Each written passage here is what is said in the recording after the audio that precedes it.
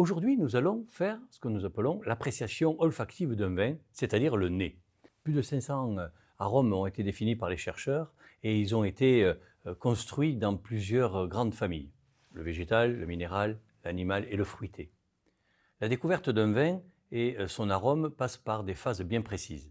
Nous sommes là sur le premier nez. Je prends ce vin blanc qui est à base de chardonnay, va être plutôt dans son premier nez sur des notes de fraîcheur, ces notes ciselées qui vont nous permettre d'avoir cet équilibre que l'on va retrouver en bouche.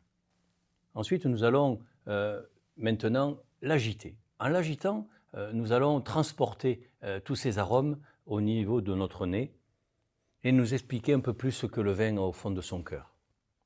Prenons le vin rosé qui, lui, se déguste de la même façon.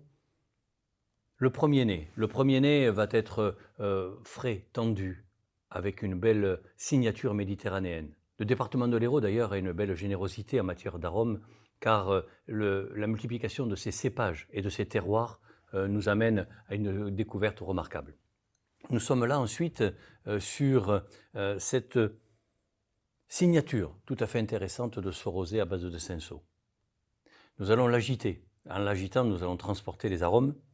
On va avoir plutôt là des notes de grenade, voire de groseille.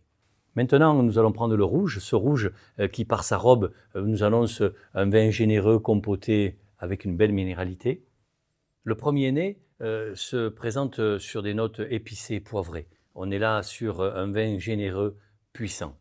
Nous allons l'agiter pour aller un peu plus au fond de lui et découvrir là des notes de grande générosité. Eh bien, la découverte de la dégustation, c'est ça, c'est ce passage-là, obligé par le nez. Belle dégustation.